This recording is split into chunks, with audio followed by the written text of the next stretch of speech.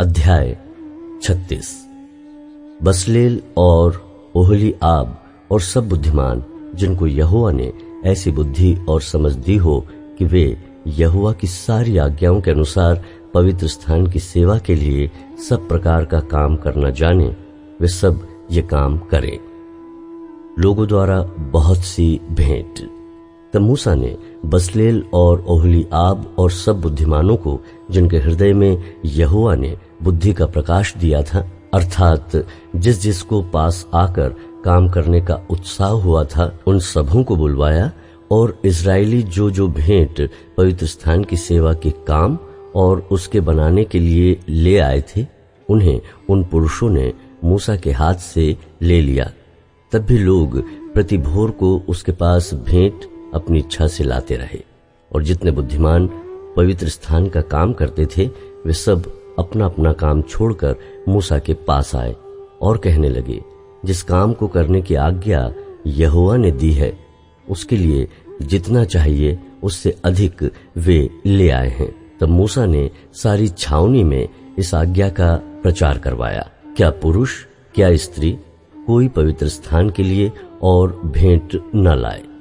इस प्रकार लोग और भेंट लाने से रोके गए, क्योंकि सब काम बनाने के लिए जितना सामान आवश्यक था, उससे अधिक बनाने वालों के पास आ चुका था। निवास स्थान का निर्माण। काम करने वाले जितने बुद्धिमान थे, उन्होंने निवास के लिए बटी हुई सूक्ष्म सनी के कपड़े की और नीले, बैंजनी और लाल रंग के कपड़े के 10 पर्दों को काढ़े हुए करूबों सहित बनाया। एक एक पर्दे की लंबाई 28 हाथ और चौड़ाई 4 हाथ की हुई। सब पर्दे एक ही नाप के बने। उसने 5 पर्दे एक दूसरे से जोड़ दिए और फिर दूसरे 5 पर्दे भी एक दूसरे से जोड़ दिए। और जहां ये पर्दे जोड़े गए, वहां की दोनों छोरों पर उसने नीले नीले फंदे लगाए। उसने दोनों छोरों में 50-50 फंदे इस प्रकार लगाए कि वे एक दूसरे के सामने थे। और उसने सोने के 50 अंकड़े बनाए और उनके द्वारा पर्दों को एक दूसरे से ऐसा जोड़ा कि निवास मिलकर एक हो गया।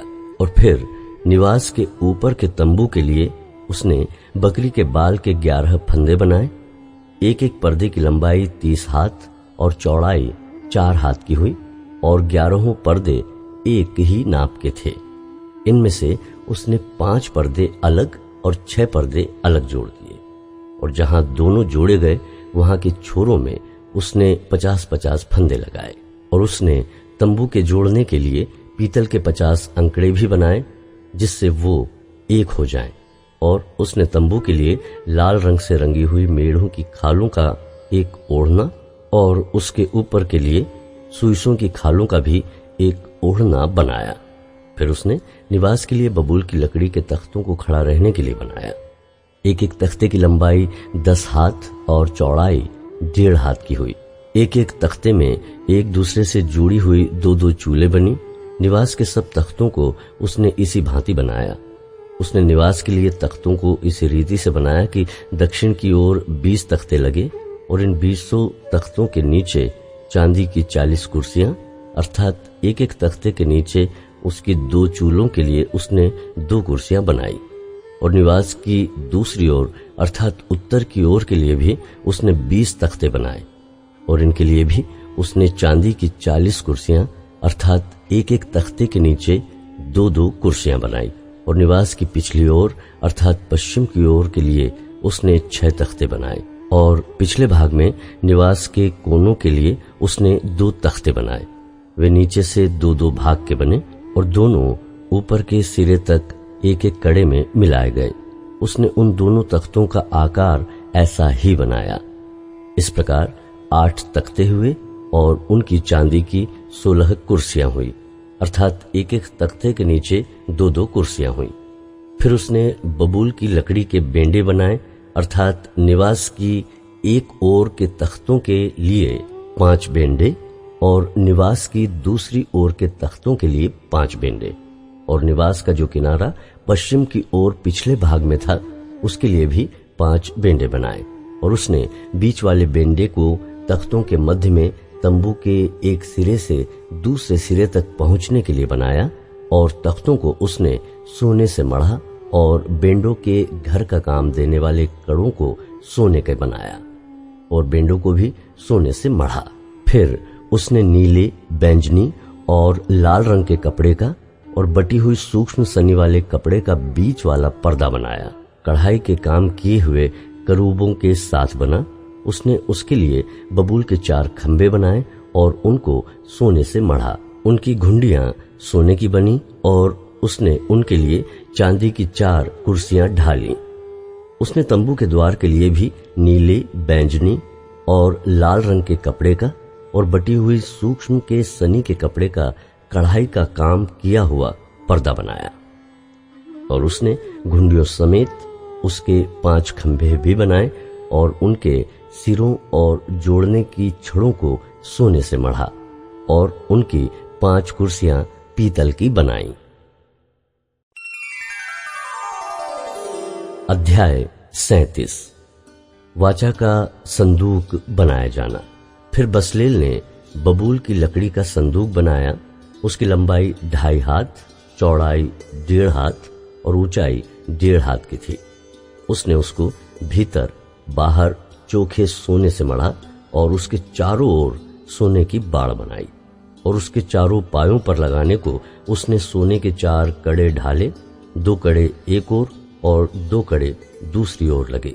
फिर उसने बबूल के डंडे बनाए और उन्हें सोने से मढ़ा, और उनको संदूक के दोनों ओर के कड़ों में डाला कि उनके बल संदूक उठाया जाए।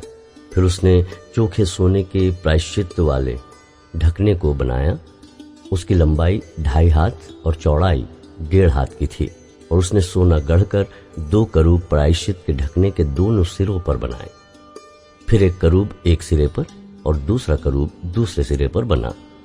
उसने उनको प्रायश्चित के ढकने के साथ एक ही टुकड़े के दोनों सिरों पर बनाया, और करूबों के पंख ऊपर से फैले हुए बने, और उन पंखों से प्रायश्चित का ढकना ढपा हुआ बना, और उनके मुख आमने सामने और प्रायश्चित के ढकने की ओर किए हुए बने।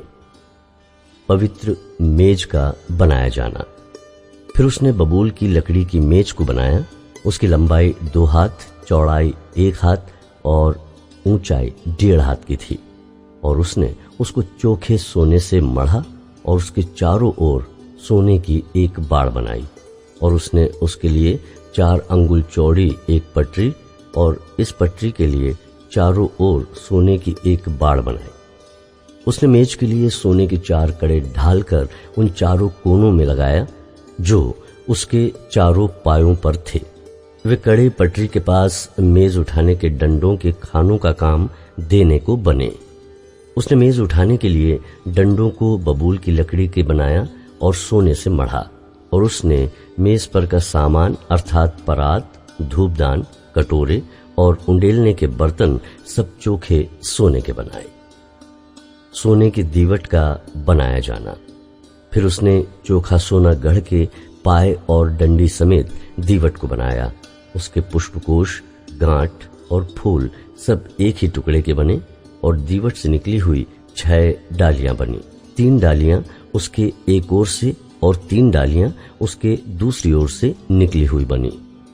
एक एक डाली में बादाम के फूल के सरीखे 3-3 पुष्पकोश, एक एक गांठ और एक एक फूल बना। दीवट से निकली हुई उन 6 डालियों का यही आकार हुआ, और दीवट की डंडी में बादाम के फूल के समान अपनी अपनी गांठ और फूल समेत 4 पुष्पकोश बने।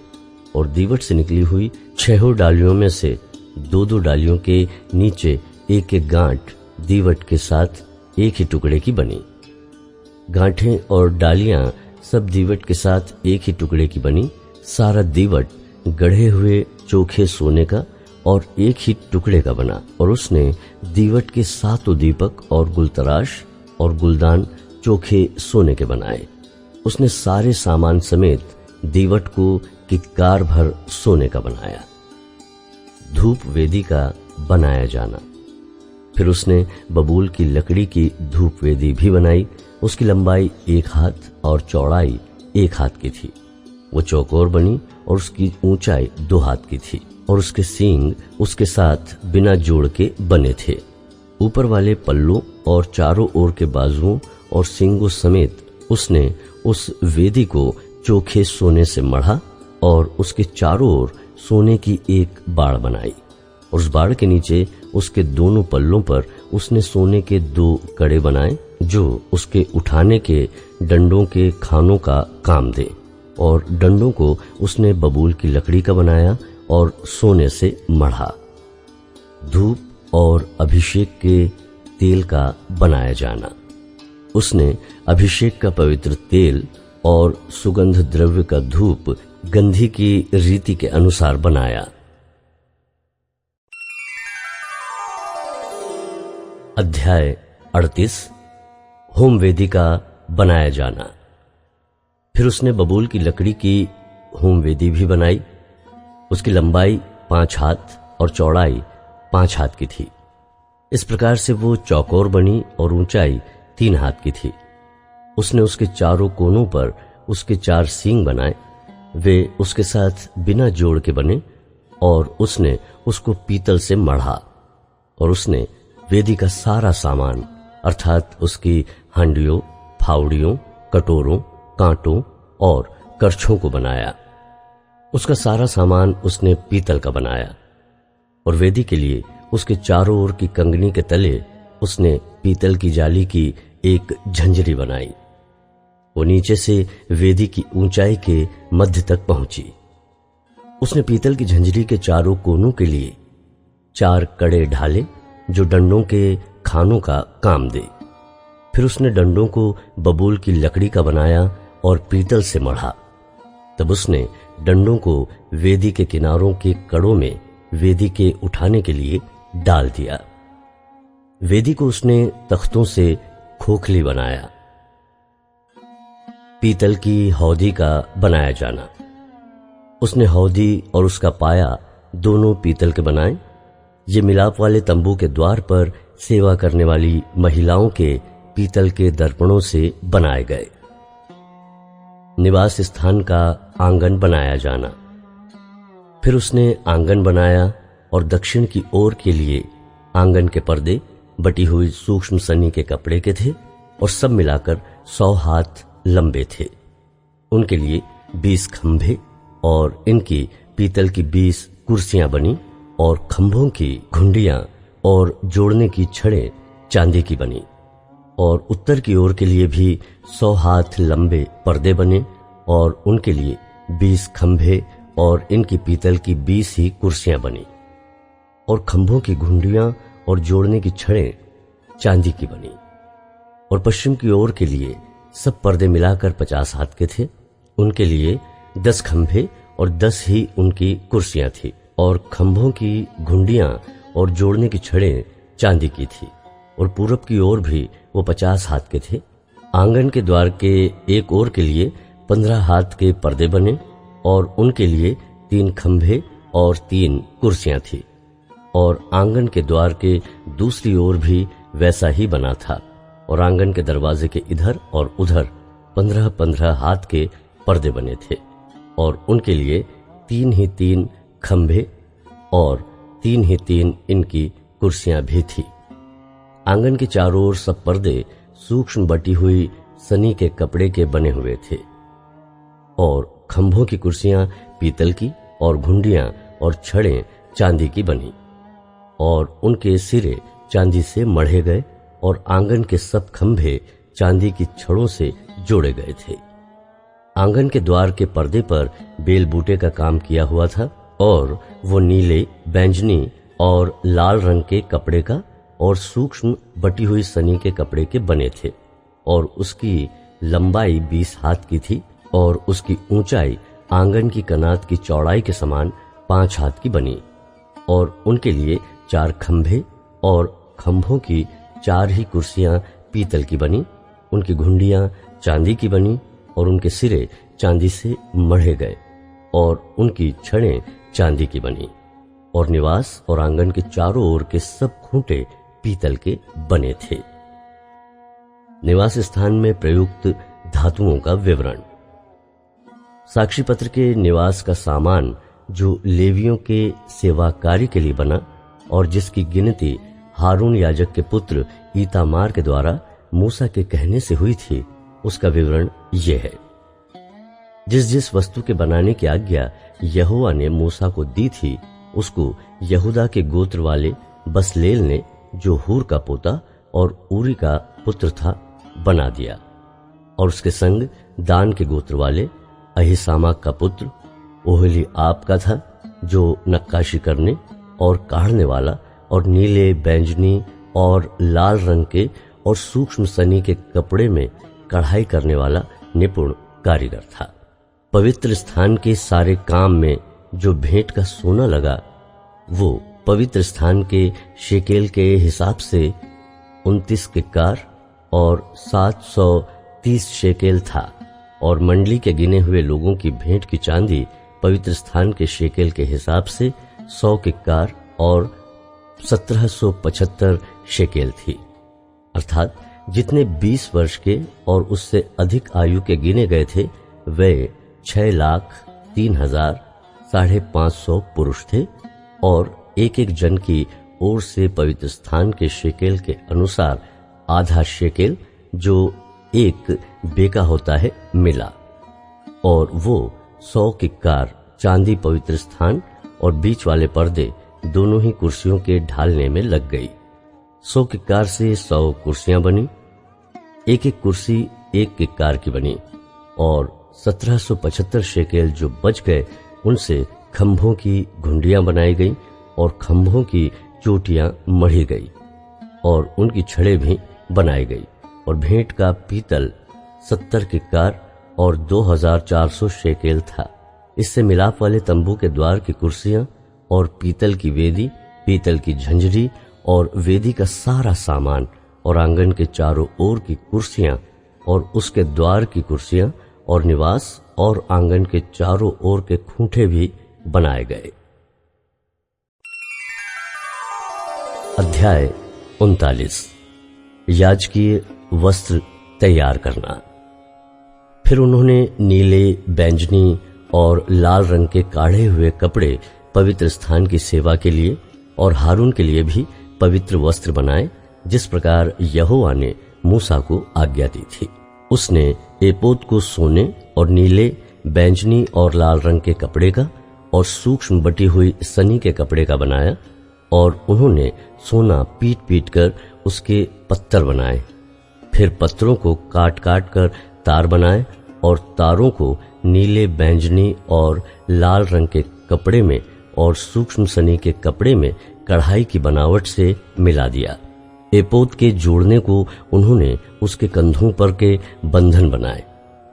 वो अपने दोनों सिरों से जोड़ा गया और उसे कसने के लिए जो काढ़ा हुआ पटुका उस पर बना, वो उसके साथ बिना जोड़ का और उसी की बनावट के अनुसार, अर्थात सोने और नीले, बैंजनी और लाल रंग के कपड़े का और सूक्ष्म बटी हुई सनी के कपड़े का बना, जिस प्रकार यहोवा ने मूसा को आज्ञा दी थी। उन्होंने सुलेमानी मणि काटकर उनमें इस्राएल के पुत्रों के नाम, जैसा छापा खोदा जाता है वैसे ही खोदे और सोने के खानों में जड़ दिए। और उसने उनको एपोद के कंधे के बंधनों पर लगाया, जिससे इस्राएलियों के लिए स्मरण कराने वाले मणि ठहरे, जिस प्रकार यहोवा ने मूसा को आज्ञा दी थी। सीनाबंद या चपरास बनाना। उसने चपरास को एपोद के समान सोने की और नीले, बैंजनी और लाल रंग के कपड़े की और सूक्ष्म बटी हुई सनी के कपड़े में बेल बूटे का काम किया हुआ बनाया। चपरास चौकोर बनी और उन्होंने उसको दोहरा बनाया, और वो दोहरा होकर एक बित्ता लंबा और एक बित्ता चौड़ा बना। और उन्होंने उसमें 4 पंक्तियों में मणि जड़े। पहली पंक्ति में माणिक्य, पद्मराग और लालड़ी जड़े गए, और दूसरी पंक्ति में मरकत, नीलमणि और हीरा, और तीसरी पंक्ति में लशम, सूर्यकांत और नीलम, और चौथी पंक्ति में फिरोजा, सुलेमानी मणि और यशब जड़े। ये सब अलग अलग सीने के खानों में जड़े गए। और ये मणि इसराइल के पुत्रों के नामों की गिनती के अनुसार 12 थे। 12 गोत्रों में से एक एक का नाम जैसा छापा खोदा जाता है वैसा ही खोदा गया। और उन्होंने चपरास पर डोरियों के समान गुथे हुए चोखे सोने की जंजीर बनाकर लगाई।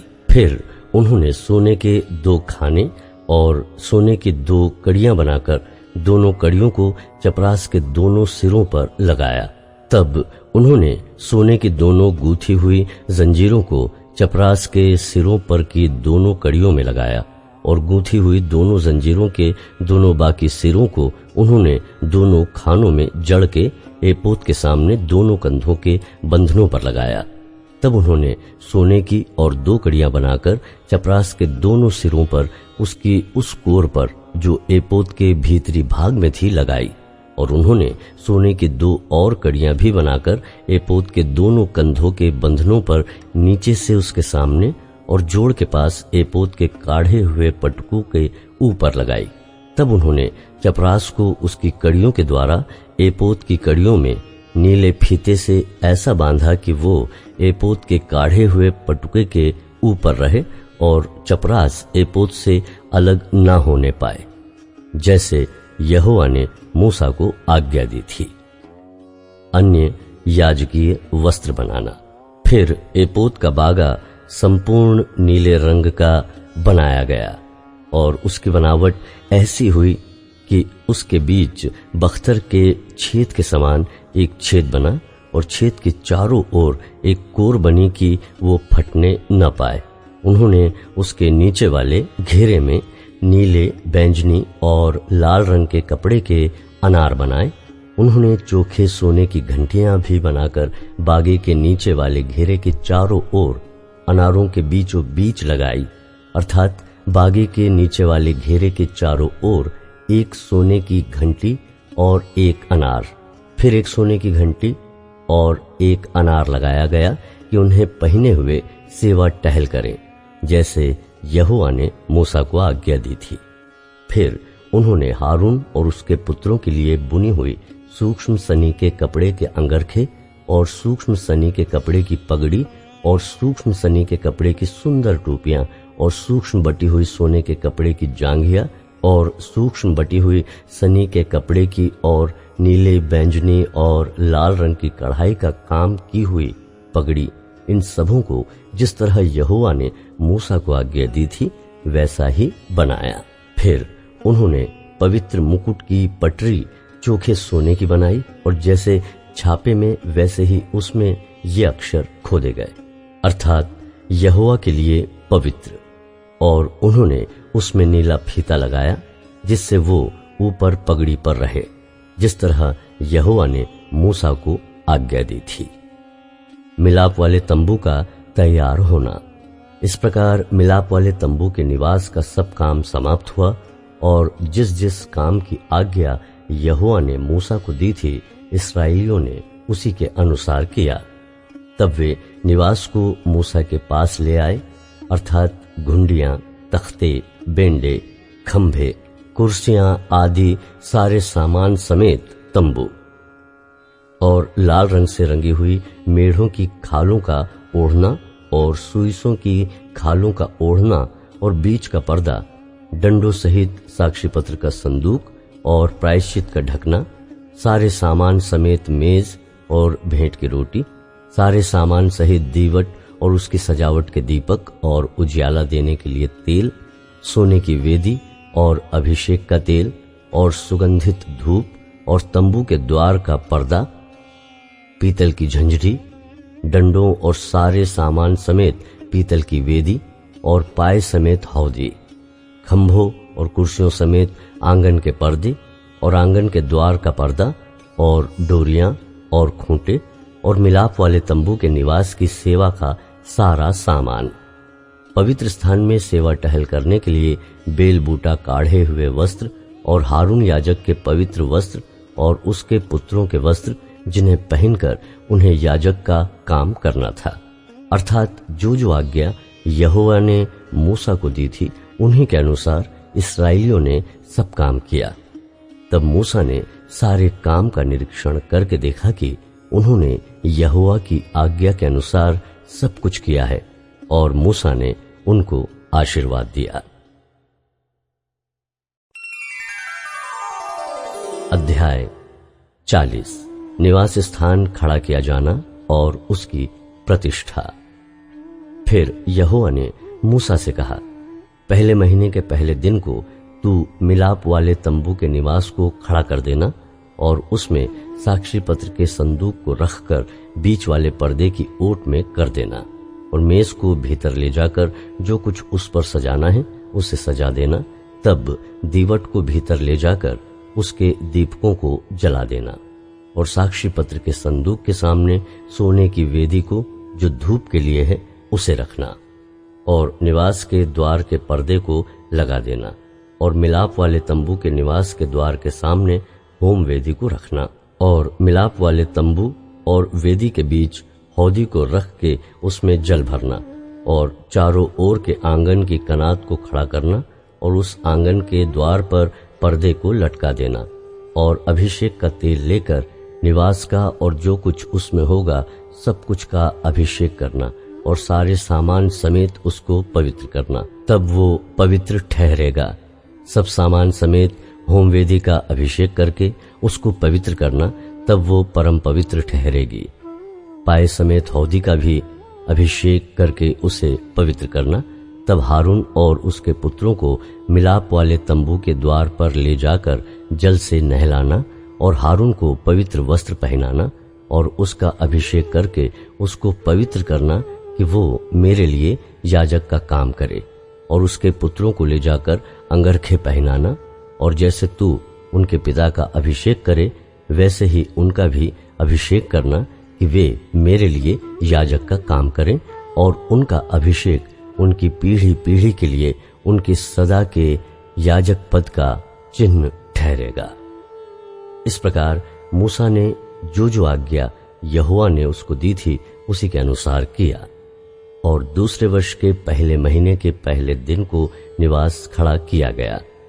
मूसा ने निवास को खड़ा करवाया और उसकी कुर्सियां धर उसके तख्ते लगा के उनमें बेड़े डाले और उसके खंभों को खड़ा किया और उसने निवास के ऊपर तंबू को फैलाया और तंबू के ऊपर उसने ओढ़ने को लगाया, जिस प्रकार यहोवा ने मूसा को आज्ञा दी थी। और उसने साक्षी पत्र को लेकर संदूक में रखा और संदूक में डंडों को लगा के उसके ऊपर प्रायश्चित के ढकने को धर दिया और उसने संदूक को निवास में पहुंचाया और बीच वाले पर्दे को लटका के साक्षी पत्र के संदूक को उसके अंदर किया, जिस प्रकार यहोवा ने मूसा को आज्ञा दी थी। और उसने मिलाप वाले तंबू में निवास के उत्तर की ओर के पर्दे से बाहर मेज को लगाया और उस पर उसने यहोवा के सम्मुख रोटी सजाकर रखी, जिस प्रकार यहोवा ने मूसा को आज्ञा दी थी। और उसने मिलाप वाले तंबू में मेज के सामने निवास के दक्षिण की ओर दीवट को रखा और उसने दीपकों को यहोवा के सम्मुख जला दिया, जिस प्रकार यहोवा ने मूसा को आज्ञा दी थी। और उसने मिलाप वाले तंबू में बीच के पर्दे के सामने सोने की वेदी को रखा और उसने उस पर सुगंधित धूप जलाया, जिस प्रकार यहोवा ने मूसा को आज्ञा दी थी। और उसने निवास के द्वार पर पर्दे को लगाया और मिलाप वाले तंबू के निवास के द्वार पर होम वेदी को रखकर उस पर होम बलि और अन्न बलि को चढ़ाया, जिस प्रकार यहोवा ने मूसा को आज्ञा दी थी। और उसने मिलाप वाले तंबू और वेदी के बीच हौदी को रखकर उसमें धोने के लिए जल डाला और मूसा और हारून और उसके पुत्रों ने उसमें अपने अपने हाथ पांव धोए। और जब जब वे मिलाप वाले तंबू में या वेदी के पास जाते थे तब तब वे हाथ पांव धोते थे, जिस प्रकार यहोवा ने मूसा को आज्ञा दी थी। और उसने निवास के चारों ओर और वेदी के आसपास आंगन की कनात को खड़ा कराया और आंगन के द्वार के पर्दे को लटका दिया। इस प्रकार मूसा ने सब काम को पूरा किया। मिलाप वाले तंबू पर बादल। तब बादल मिलाप वाले तंबू पर छा गया और यहोवा का तेज निवास स्थान में भर गया और बादल मिलाप वाले तंबू पर ठहर गया और यहोवा का तेज निवास स्थान में भर गया। इस कारण मूसा उसमें प्रवेश न कर सका। इस्राएलियों की सारी यात्रा में ऐसा होता था कि जब जब वो बादल निवास के ऊपर से उठ जाता तब तब वे कूच करते थे, और यदि वो न उठता तो जिस दिन तक वो न उठता था उस दिन तक वे कूच नहीं करते थे। इस्राएल के घराने की सारी यात्रा में दिन को तो यहोवा का बादल निवास पर और रात को उसी बादल में आग उन सबों को दिखाई दिया करती थी।